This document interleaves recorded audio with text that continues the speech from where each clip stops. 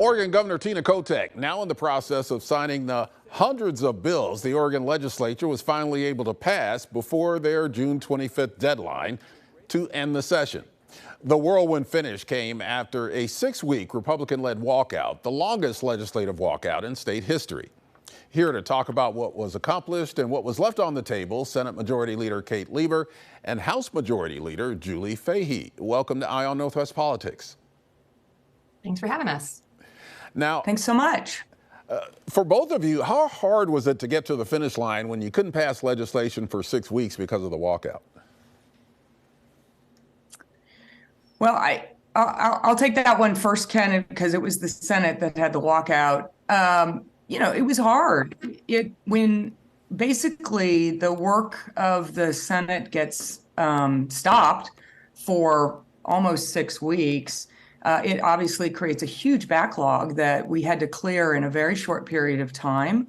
But I'm really proud to say that, Democrats showed up every day, did the work. We passed a lot of really amazing legislation, and I am proud that I think Oregonians can be really proud of the work that we did. Representative Fahey, while this was going on in the Senate, what was happening in the House? Well, I'm pretty proud of the fact that the House had, was able to keep business going. So the Republicans in the Senate shut down the legislature for 6 weeks, but in the House, we continued to pass bills. We continued to work with our Republican colleagues in a bipartisan way. And we had a number of really important bipartisan wins this session around housing and homelessness, the semiconductor industry, rural economic development package. And it's in part because we had the time in the House to build those relationships and build that trust with the Republican leadership over the past year and a half. Early in the session, the legislature passed a $200 million homeless and housing package. This was before the walkout, and another $170 million for rental assistance and affordable housing. So how much closer will this get us to solving the problem we have in this state?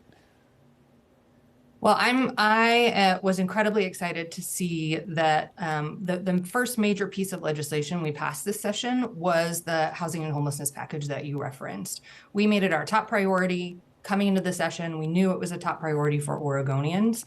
And so that package had a number of different components, one of which is investments in homelessness, getting people off the streets, getting people on the path out of homelessness, investing in solving the root causes of homelessness.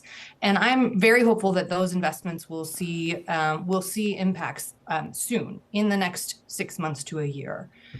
Affordable housing investments, we made record investments in affordable housing at the end of the session. Obviously, it takes longer to build housing, and so it might take a little bit more time for those results to be seen, but we have to build more housing in the state in order to solve our housing crisis.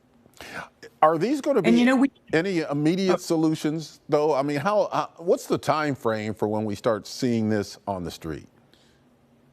Well, the money on the homelessness package that we passed at the beginning of session, the funding is already out the door. Those regional groups that are planning and committing to how many people are they going to get off the streets, how many people are they going to prevent from becoming homelessness, that funding is already out the door into regions around the state. So I think it is already on the ground making a difference. And the governor and the legislature knew that we had to act quickly.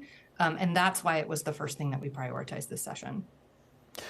You emphasized education in this budget, a record $10.2 billion for education. What will we see out of that? Our education budget was incredibly robust, and we heard from all 4 corners of the state how important it was to continue to invest in education. I mean, that is going to make a big difference for those school budgets where they were thinking they might have to cut teachers and cut staff. They're going to be able to keep those teachers and staff and hopefully even invest in other ways as well. So that budget is incredibly robust, and we're really proud we were able to put that much money towards education. Representative Fahey, yeah. Go ahead. I will just add, one of our biggest responsibilities as a legislature is to make sure that our schools have stable and sufficient funding. And I think that the $10.2 billion budget that we passed this session will do that. And I'm also incredibly proud of the investments we made in early literacy this session. We need to make sure that our youngest readers are learning to read in evidence-based ways. And the early literacy package that we passed will make sure that more districts are teaching curriculum in that way, and that teachers and students are supported in that transition. Let's talk semiconductor industry. I know we're moving quickly between topics here, but you did a lot in the legislature this session. You approved $500 million for Oregon's semiconductor industry. Will this get Oregon back in the game? Well, I served on that committee, and it was really a wonderful committee as we sat through and did a lot of bipartisan work with regard to the semiconductor industry. There is billions of dollars that the federal government had put up for semiconductors, and Oregon is in a really, really good place to be one of the states that is going to receive money from that huge governmental package. The money that we put out very early in session is going to help us apply for that money, the federal money. And I think that Oregon, the biggest thing that Oregon has going for it is that we already have a robust semiconductor industry here in Oregon.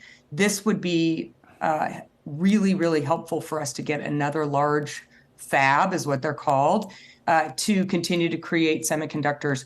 That fab alone won't end at a fab alone, though. That's the part that is really, really exciting about getting a fab out of this money from the federal government, because it's all of the industry that's built around a fab. It's the industry that supports the semiconductor industries that will be the thing that really, I think, creates an economic engine and continues the economic engine that we already have in semiconductors for decades to come. It is really exciting, and I was really, really pleased that the legislature was able to do that so early in the session. And Leader Fahey, what do you say about that, about the semiconductor and the importance of that industry to this state? Well, I think we prioritized working on a semiconductor package early in session because it was a historic opportunity to bring federal funds to the state. And we knew we needed to focus on economic development and creating good paying jobs. So I think the work that we did this session will be tremendously helpful in that. And I also want to highlight that part of our economic development agenda was to pass a rural economic development and infrastructure package. So we did that towards the end of the session as well to make sure that the focus on good paying jobs was throughout the state. I want to talk a little bit about the impact of the Republican-led walkout in the Senate, but we'll do that right after we take a break. We'll be right back.